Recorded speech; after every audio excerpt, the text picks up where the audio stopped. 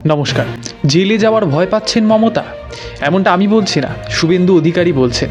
এর পাশাপাশি অরিজিৎ সিং কি একটি নতুন পার্টি তৈরি করতে চলেছেন। আর হুমায়ুন আর সেলিমবাবু ভালোই তো বৈঠক করছেন, প্রায় 70 মিনিট ধরে নাকি তারা একসাথে বৈঠক সারছেন। এর পাশাপাশি সবথেকে একটা বড় খবর, যেটা অতীতে লক্ষ্য করা যায়নি। আসলে বামফ্রন্ট সরকারও ছিল কংগ্রেস সরকার, কিন্তু এমন ধারা ঘটনা কখনো ঘটেনি যে স্কুলের মধ্যে রাজনীতির প্রবেশ। এটা ঘটেছে এই তৃণমূল কংগ্রেসের আমলে। সবটাই আলোচনা হবে আজকের এই প্রতিবেদনে। আপনাদের সকলকে আবারও স্বাগত জানাচ্ছি ভারতীয় বাঙালি ইউটিউব চ্যানেলে।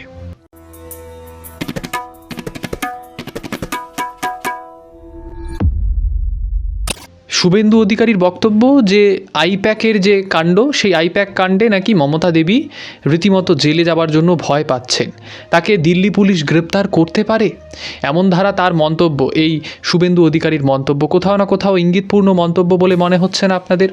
কারণ আপনাদের হয়তো মনে আছে এক সময়ের সেই ইডির যাওয়া এবং ইডির যাওয়াকে কেন্দ্র করে সেই ফাইল তুলে নিয়ে আসা, এইগুলো তো কন্ট্রোভার্সির সূত্রপাত। কিন্তু মমতা দেবী তো দিল্লিতে পৌঁছে গিয়েছেন সোমবার সকাল থেকে, আপনারা জানেন শুরু হয়েছে সেই চাপানোতর। এবং তিনি চাইছেন যে জ্ঞানেশ কুমারের সঙ্গে, সেই ইলেকশন কমিশনার জ্ঞানেশ কুমারের সঙ্গে বৈঠক করবেন। আচ্ছা, সেই বৈঠক হলো। তিনি বৈঠক থেকে বেরিয়ে আসলেন। বেরিয়ে এসে কি বললেন? তিনি বললেন যে জমিদারের মতো আচরণ, ওরা উদ্ধত, অহংকারী, মিথ্যাবাদী। বেরিয়ে এসে এটাই বললেন।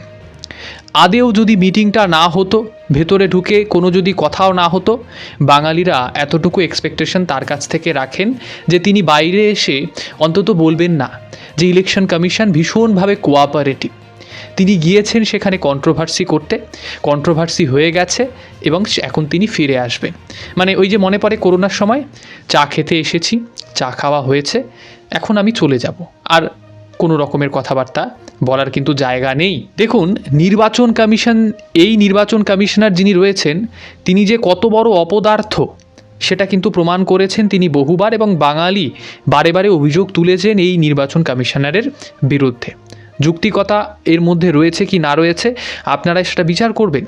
কারণ আপনারা জানেন সেই অতীতে 2002 সালের যে লিস্টগুলো বেরিয়েছিল, সেই তৎকালীন সময়ের এসআইআর, সেই এসআইআরের যে ম্যানুয়াল ভার্সনগুলো, সেইগুলোকে বর্তমানে তারা ডিজিটালাইজ করছেন। এবার ডিজিটালাইজ করতে গিয়ে তারা কৃপণতা দেখাচ্ছেন, ম্যান পাওয়ার নেই, তাহলে পরে কেন এসআইআর করছেন? কারণ এই যে ডিজিটালাইজ করার ক্ষেত্রে তারা এআই কৃত্রিমত্তার ব্যবহার করছেন। এআইতে আপনি যদি কোনো প্রশ্ন জিজ্ঞেস করেন, সেই প্রশ্নের আপনি সঠিক জবাব পাবেন, এটা কেউ এনশিওর করতে পারবে না। আর সেই এআইকে দিয়ে নাকি তারা ট্রান্সলেশন করছেন বাংলা টু ইংরেজি। সম্ভব এটা? সেখানে ভুল ত্রুটি বেরোচ্ছে, আর সেই কারণে সাফার করতে হচ্ছে সাধারণ জনগণকে, যাদেরকে হিয়ারিংয়ে ডাকা হচ্ছে, নিজেদের নামের স্পেলিংয়ে ভুল, বিভিন্ন রকমের ভুলভ্রান্তি কিন্তু এখন লক্ষ্য করা যাচ্ছে। আর নির্বাচন কমিশনও কিন্তু এবার নাছোড়বান্দা, মানে যেমন কুকুর তেমন তার যে প্রত্যুত্তর, সেটাও কিন্তু দেওয়া হচ্ছে। নির্বাচন কমিশন বলছেন যে আইনি পথে, মানে আইন যদি কেউ ভেঙে থাকে, তবে তার কিন্তু প্রত্যুত্তরে যে আইন ভাঙার যে শাস্তি, সেটা কিন্তু প্রদান করা হবে। এটা রীতিমতো একটা নতুন ধরনের প্রতিবাদ বলা চলে, যেটা ইলেকশন কমিশন বা অন্যান্য যে বডিগুলো রয়েছে গভর্নমেন্টে, তারা সহ্য করেন।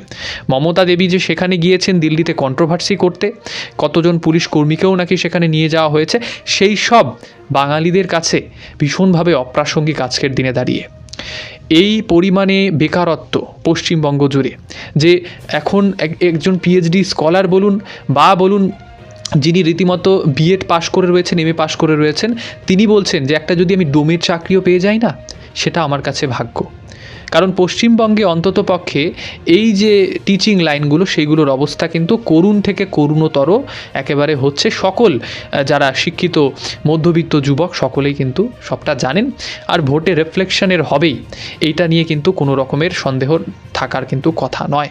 অরিজিৎ সিং একটি পার্টি গঠন করবেন, আমি বলছি না, আমাদের সংবাদ মাধ্যমও বলছেন না, এটা এনডিটিভির একটা রিপোর্টে প্রকাশ পেয়েছে। এইবার এই অরিজিৎ সিং কোন অরিজিৎ সিং? ইনি রীতিমতো 700টি গান গেয়েছেন বিভিন্ন ভাষাতে ভারতবর্ষের।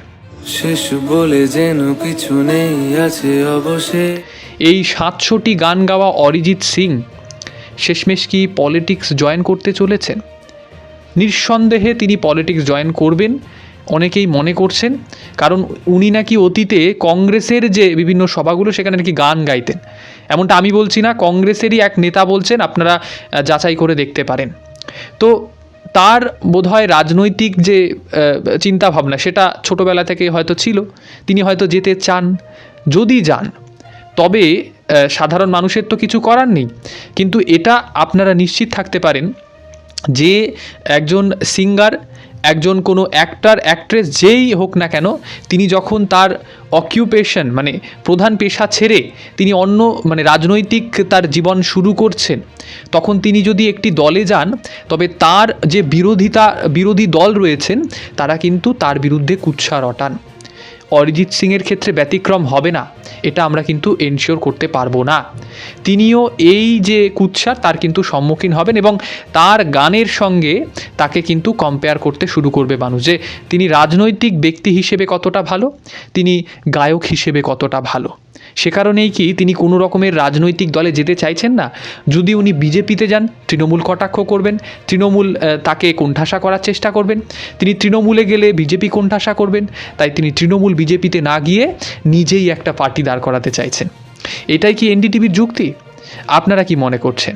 নিশ্চিতভাবে কমেন্টে লিখে জানাতে ভুলবেন না। হুমায়ুন কবির এবং সেলিম সাহেব দুজনে মিলে বৈঠক করছেন, সময়টা প্রায় 70 মিনিট। ভাবতে হবে আমাদেরকে, 70 মিনিট ধরে কী এমন আলোচনা হলো দুই নেতার মধ্যে। দুজনই সংখ্যালঘু নেতা এবং দুজনই বড় মানে একজন তো বড় একটি পার্টির এখন বর্তমানে গুরু দায়িত্ব সামলাচ্ছেন, আর অপরজন একটি নতুন পার্টি গঠন করেছেন। খবর রয়েছে যে হুমায়ুনবাবু তো আগেই জানিয়েছিলেন, আমরা তো জানি সকলেই, তিনি তো খবরে প্রকাশ্যে বলেছেন যে আমি রাজি রয়েছি বামেদের সঙ্গে জোট করতে, আমি রাজি রয়েছি যদি আইএসএফ চলে আসে, আমি এতেও রাজি রয়েছি যদি কংগ্রেস চলে আসে। সব কিছুতে ওনার কিন্তু একটা রাজি হবার প্রবণতা আগে থেকেই ছিল। কিন্তু প্রশ্ন যেটা উঠছে যে নিউ টাউনের একটি হোটেলে তারা এই বৈঠকটা করেছেন, প্রশ্ন হচ্ছে কংগ্রেস কি তাদের সঙ্গে যোগ দেবেন? যে কংগ্রেস অতীতে বলা চলে 2016 থেকে এই বামেদের সঙ্গে জোট দিতে শুরু করেছিল। কারণ কংগ্রেসের তরফ থেকে শুভঙ্কর বাবু তো বারংবার বলে চলেন যে আমরা 294টি আসনেই প্রার্থী দেব, আমাদের ওই একটা দুটো আসনের প্রার্থী দিয়ে আমাদের পোষায় না। কিন্তু এ কথা আপনাদের সামনে স্বীকার করতেই হচ্ছে যে মুসলিম সংখ্যালঘুদের একটা তাদের নিজস্ব পার্টি প্রয়োজন, নিশ্চিতভাবে প্রয়োজন। তাদের দাবি দাওয়াগুলোকে তাদের নিয়ে নিতে হবে, নিজেদেরকে আদায় করে নিতে হবে। বিভিন্ন রাজ্যে আমরা দেখে থাকি এই ধরনের পার্টি রয়েছে। আপনি যদি কেরালায় যান, সেখানে আপনি মুসলিম লীগ বলে একটি পার্টি পেয়ে যেতে পারেন। আপনি যদি আসামে যান, সেখানেও একটি পার্টি পেতে পারেন। তাহলে এই ধরনের পার্টি যে অন্য রাজ্যে নেই এমনটা নয়, পশ্চিমবঙ্গে নেই, অন্যান্য রাজ্যে কিন্তু এর যে একটা প্রভাব সেটা রয়েছে।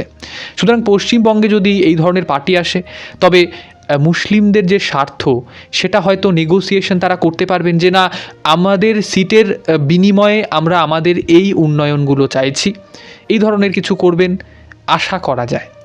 যদিও এর বিপরীতটাই হয়, ব্যক্তিবিশেষেরা নিজেদের যে পদগুলো, মন্ত্রী পদ, সেইগুলো গোছানোতেই কিন্তু ব্যস্ত থাকেন। আপনারা জানেন বাম 2011-তে তাদের অস্তিত্ব সংকট যে পড়ে গিয়েছে, তারা সরকার থেকে পড়ে গেলেন এবং তৃণমূল কংগ্রেস সরকারে আসলো, তারা ভোটে লড়লেন রীতিমতো।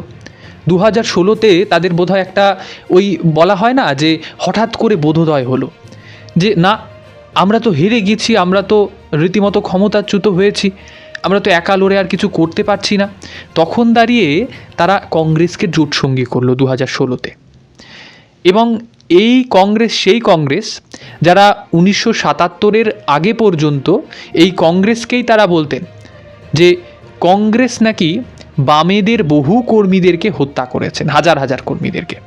অথচ এই কংগ্রেসই পরবর্তীতে অভিযোগ করতে শুরু করলো যে 1977-এর পরবর্তী সময়ে এই বামেরাই নাকি এই কংগ্রেসদের কর্মীদেরকে হত্যা করেছেন। তাহলে তরুণজ্যোতি তিওয়ারি যে কথাটা বলছিলেন যে দুই বিশ্বাসঘাতক কাদের সঙ্গে করেছেন? নিজেদের কর্মীদের সঙ্গে প্রতারণা করেছেন। তো এই বিশ্বাসঘাতকেরা এক হলেন, এক হয়েও তারা কিন্তু আর সেই রাজ্যের যে সিংহাসন আহরণ করতে পারলেন না। 2021 দেখলো বাংলা, 2019 দেখলো বাংলা, 2024 দেখলো। কখনোই তাদের আশানুরূপ ফল তারা কিন্তু পেলেন না। আমরা তো দেখেছি যে বিভিন্ন পার্টির নেতাদের স্ত্রীরা কিন্তু অন্য পার্টিতে যোগ দেয়। বিশেষ করে সৌমিত্র খাঁ, তার স্ত্রী সুজাতা দেবী, তিনি তৃণমূল কংগ্রেসে গেলেন, তার বিরুদ্ধে প্রার্থী হয়ে গেলেন। তারপরে ধরুন ওই রত্না দেবী রয়েছেন, বিভিন্ন এরকম শোভন চট্টোপাধ্যায়ের স্ত্রী রয়েছেন। তো এনাদের মধ্যে এই প্রবণতা ছিল। এখন বর্তমানে আরও এইটা প্রাসঙ্গিক, কারণ খগেন মুর্মু উনি একজন সাংসদ, আপনারা জানেন ওনার প্রাক্তন স্ত্রী নাকি তৃণমূল কংগ্রেসে যোগ দিয়ে ফেলেছেন। এবার উনি বলছেন আমার প্রাক্তন স্ত্রী, উনি তো আমার স্ত্রী নন, প্রাক্তন স্ত্রী, সুতরাং ওনার সঙ্গে তৃণমূলের যোগ রয়েছে, তাই ওনার সঙ্গে আমার আর কোনো সম্পর্ক নেই। আর সবশেষে আপনাদের সামনে একটা ভিডিও রাখবো, এই সপ্তাহের বলা চলে সবথেকে ভাইরাল ভিডিও, এই মাসের সবথেকে ভাইরাল ভিডিও, যেখানে দেখা যাচ্ছে যে সিঙ্গুরে একটি পলিটিক্যাল পার্টি তার সভা করছেন না, সেই সভাতে গিয়েছেন কারা? স্কুলের বাচ্চারা। আর সবথেকে বড় সেখানে যে কন্ট্রোভার্সিটা হয়েছে আর অপরাধটা হয়েছে সেটা হচ্ছে তাদের প্যারেন্টসরা, বাবা মারা জানেনই না যে তাদের সন্তানেরা কোনো পলিটিক্যাল পার্টির একটি সভাতে চলে গিয়েছেন, হাতে করে বিরিয়ানি নিয়ে ফিরছেন। এই যদি পশ্চিমবঙ্গের পরিস্থিতি হয়, যেখানে টিচার্সদেরকে রীতিমতো টানা হেঁচড়া করে প্রিজন ভ্যানে তোলা হয় যখন আন্দোলন করা হয়, এবং তাদেরকে কিন্তু বৈঠক যে তারা করতে চান সেই ঊর্ধ্বতন কর্তৃপক্ষের সঙ্গে সরকারের, তাও কিন্তু তারা করতে পারেন না। তো সেই পশ্চিমবঙ্গে এখন স্কুলের মধ্যে রাজনীতি প্রবেশ করছে। কলেজ অবধি ঠিক ছিল, ইউনিভার্সিটিতে রাজনীতি ঠিক ছিল, স্বাভাবিক, ইউনিভার্সিটি থেকেই গ্রেট লিডাররা বেরোন এবং সেখান থেকে রাজনীতির প্রবেশটা আশানুরূপ বলা চলে, অতীতে হয়েছে, আজও হচ্ছে, ঠিক আছে। কিন্তু স্কুলের ভেতরে রাজনীতি যদি ঢুকে যায়, তবে রাজনীতি তো ঢুকেছে, এটা স্বাভাবিক কিছু নয়। কারণ আপনারা জানেন টিচার্সদের মধ্যেও তো সংগঠনের ওই একটা ভার্সেস তো চলছেই। কিছু শিক্ষক এমন রয়েছেন যারা একটা বড়সড় কোচিং সেন্টার খুলে বসেছেন, এবং সেই কোচিং সেন্টারটা চালাচ্ছেন এই বলে যে আমি এই পলিটিক্যাল পার্টির নেতা, তাই আমাকে কেউ ছুতে পারবে না। আমি চাকরি করছি স্কুলে, অথচ আমার একটা ব্যবসা চলছে, সাইড বিজনেস, এবং সেটা চারটেখানে ব্যবসা নয়। এগুলো আপনারা একটু যদি আপনাদের আশেপাশে ঘুরে দেখেন, হাজারো এক্সাম্পল কিন্তু আপনারা নিজেরা পেয়ে যাবেন।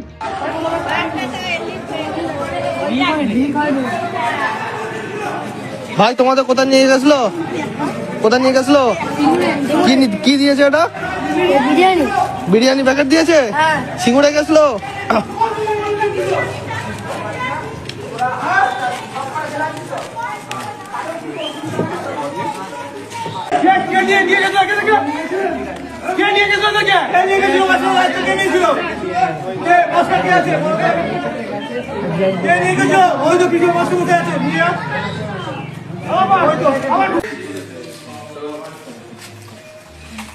একটা মেয়ে ছাড়ার কোনো দায়িত্বই নেই।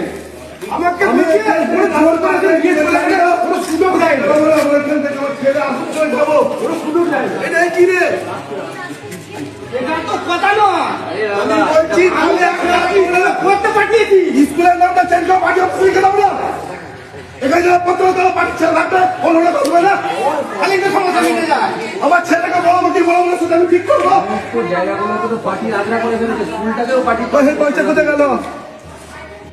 আজকের এই ভিডিওটি এতটুকু রাখছি, কিন্তু পরবর্তীতে আবারও এই ধরনের একসাথে যে সাপ্তাহিক খবরগুলো আপনাদের সামনে তুলে ধরার চেষ্টা করব। অসংখ্য ধন্যবাদ।